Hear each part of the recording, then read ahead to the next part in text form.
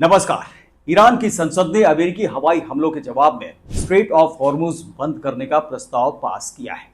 इस खबर से पूरी दुनिया की टेंशन बढ़ गई है क्योंकि दुनिया का 20 से 25% कच्चा तेल इसी रास्ते से गुजरता है। ईरान के इस कदम से तेल की कीमत बढ़कर $80 प्रति बैरल के करीब पहुंच गई है। तेल की कीमत बढ़ने का मतलब है महंगाई बढ़ना, जिससे तेल आयात करने वाले देशों की इकोनॉमी पर बुरा असर पड़ता है। और भारत के तेल आयात का करीब 49% हिस्सा स्ट्रेट ऑफ हॉर्मुज से ही आता है। इसलिए भारत का भी फिक्रमंद होना लाजमी है। दरअसल भारत से स्थल मार्ग से यूरोप जाने के लिए सबसे बेहतर रास्ता अफगानिस्तान और ईरान होकर निकलता है, और समुद्र से जो रास्ता बनता है वो अगर जमीन के साथ साथ चले तो ईरान के पास ओमान की खाड़ी और फारस की खाड़ी होकर जाता है। और यही है स्ट्रेट ऑफ हॉर्मुज यानी हॉर्मुज जल डमरू मध्य, जहां से दुनिया के सबसे ज्यादा तेल टैंकर गुजरते हैं। कच्चे तेल या तैयार पेट्रोलियम प्रोडक्ट्स के कारोबार का करीब 5वां हिस्सा इसी जल मार्ग से गुजरता है। यहीं से सऊदी अरब, कुवैत, इराक जैसे देशों का भी तेल सप्लाई होता है। इससे यह बात साफ है कि अगर ईरान ने हॉर्मुज के रास्ते जहाजों का आना जाना बंद कर दिया तो कई देशों के लिए बड़ा संकट खड़ा हो जाएगा। भारत के लिए भी ये मुश्किल चुनौती है क्योंकि इसका आधे से ज्यादा प्राकृतिक गैस और 40% से ज्यादा कच्चा तेल इसी रास्ते से आते हैं, और ऐसे में भारत के वैकल्पिक रास्ते भारत को तलाशने होंगे।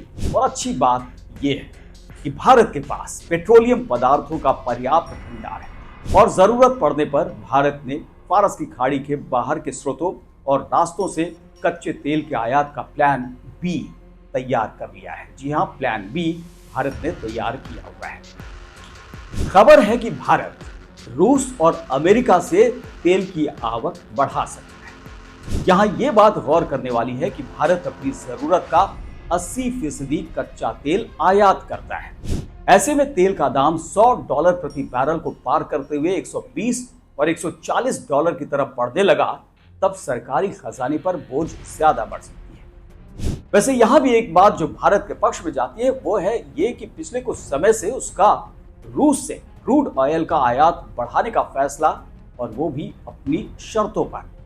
रूस यूक्रेन युद्ध शुरू होने के बाद अमेरिका के भारी दबाव और विरोध के बावजूद भारत ने रूस से न सिर्फ तेल का आयात बढ़ाया बल्कि दाम भी काफी नीचे रखा था, क्योंकि रूस को जरूरत थी। रूस पर बहुत सारे प्रतिबंध लगाए जा रहे थे।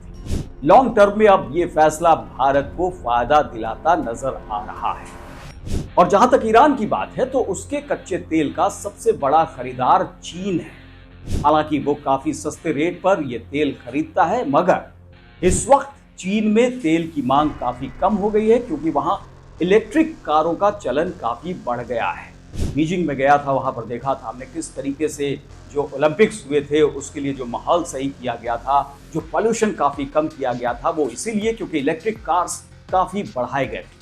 तो वहां इलेक्ट्रिक कारों का चलन काफी बढ़ा है, और इसीलिए वहां पिछले महीने तेल रिफाइनिंग में भी 1.8% की गिरावट दर्ज की गई है। चीन के तट के पास ईरान के तेल टैंकरों में इस समय करीब 4 करोड़ बैरल कच्चा तेल खरीदारों का इंतजार कर रहा है।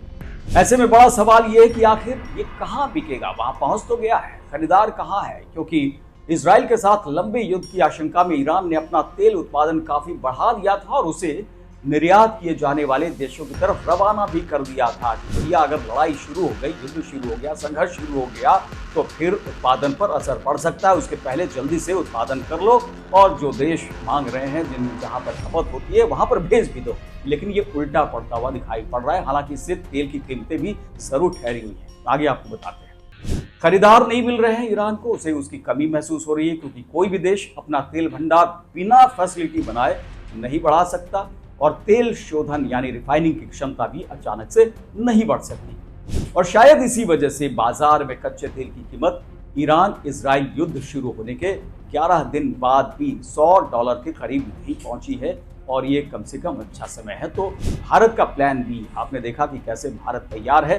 जो ये संकट पूरा विश्व इस समय उसका सामना कर रहा है, लेकिन भारत की तरफ से अभी यही कहा जा रहा है कि बहुत स्टॉक है, बहुत भंडार है तेल की कीमतों का, किसी को बहुत ज्यादा परेशान होने की जरूरत नहीं है, पैनिक न हो बाजार में, इसकी बात भी कही जा रही है। तो ये सब इसलिए क्योंकि बहुत पहले से रूस यूक्रेन का युद्ध शुरू हुआ था, तब से भारत ने ये सोचना शुरू कर दिया था।